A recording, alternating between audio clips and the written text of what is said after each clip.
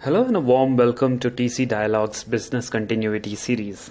Today we have Dr. Rishi Bhatnagar, President Aeris India, and he is the chairperson of the Institution of Engineering and Technology IoT panel for India. We will be discussing about business continuity plans for Aeris India and strategies and more. Thank you, Dr. Rishi, for speaking to us. Thank you. So could you just take us through the day-to-day operation being conducted at the moment and how challenging your role has become recently after this pandemic, which recently arrived? Prajit, we are a mobile virtual network operator in the United States. We have 15 million devices connected on our platform. We are IoT solution company. In India, we have around 100,000 devices connected on our platform. With that kind of work, there were three parts in which the organization we could have divided. One, acquiring new customers and seeing how can we get them.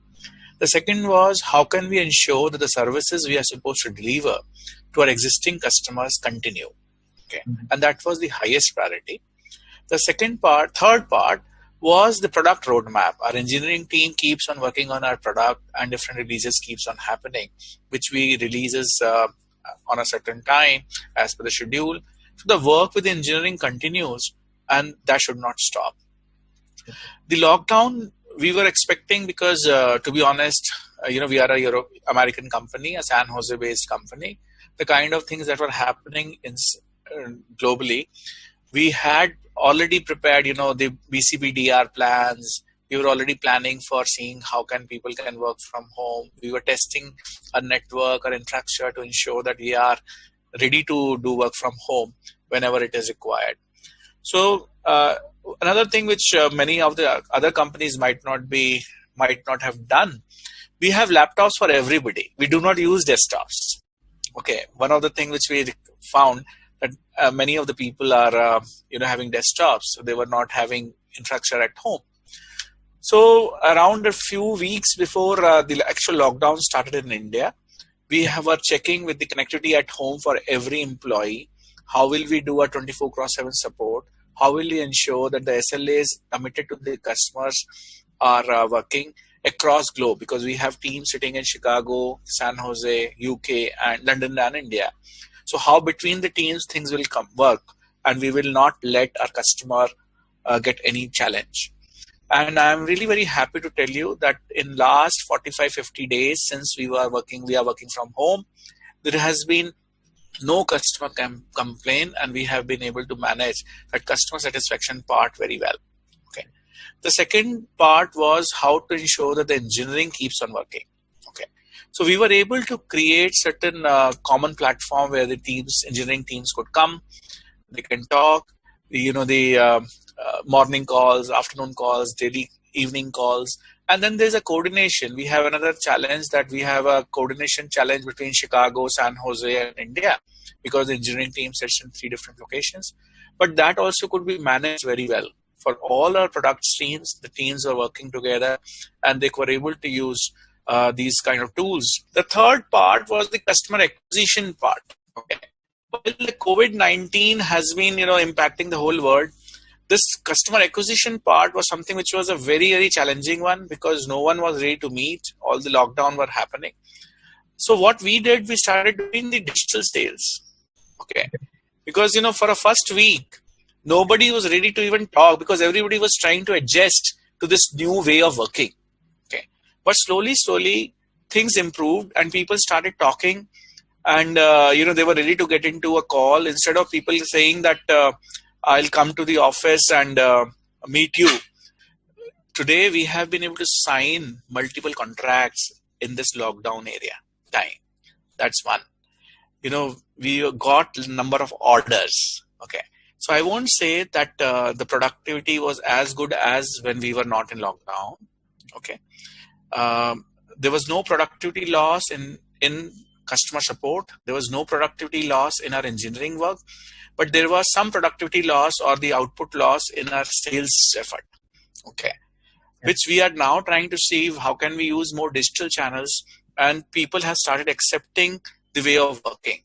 But overall, with the kind of BCP-DR plans, we are very happy that we have been able to manage our customers well, and we could do it. Okay.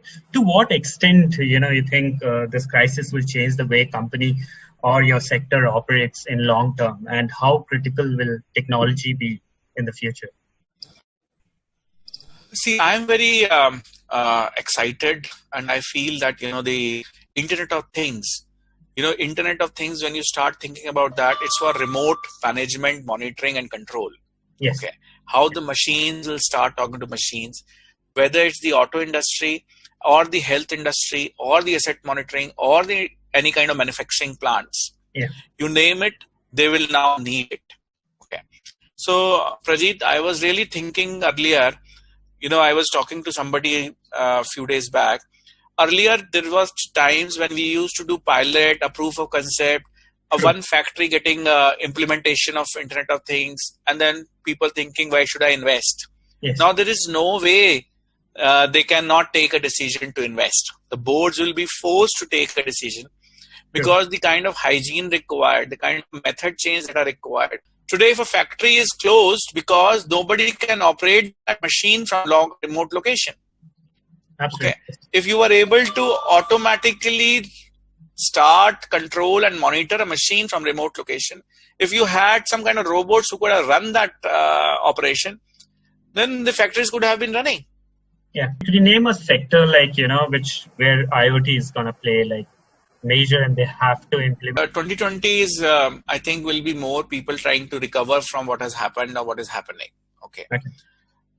If you see Internet of Things, auto industry and utility industry, smart meters and smart cars, these were the two industries which really took the initiative and went quite ahead on the implementation of Internet of Things.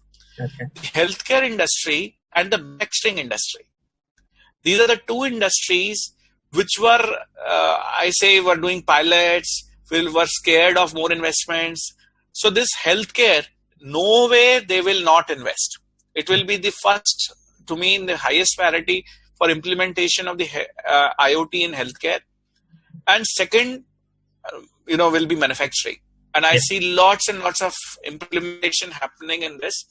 So if you ask me, I say the auto industry was the first one. The logistics and the transportation industry was the second. The third was the utility. So they are already using it and they are becoming mature in the implementation of Internet of Things in their industries. Okay. Healthcare and manufacturing, they were doing pilots and they were not implementing it at a large scale. Now they will be forced to do it. And I see a lot of opportunities in healthcare and manufacturing. Okay. So earlier also you said that you have given laptops to all of your employees, but how are you making sure they are safe? What is the endpoint security you are implementing in your organization? Okay. So see, basically everybody, so laptops, there's usual kind of stuff that is already installed. While laptop is a front-ending, tool to use and work, all data and everything resides on a centralized cloud, and there are access controls and there are security checks. Okay. No doubt, with the remote working kind of and work from home kind of things, we have we had to implement certain more process and policies across to ensure the data security norms are getting adhered to. What do you think? When will you be back to office, or this model is you're looking forward to the work from home policy ahead? What's your strategy in that? We can work from home. Okay. In the long run, I do like to see people sitting in the office, but not all every time. So this work from home will become a norm.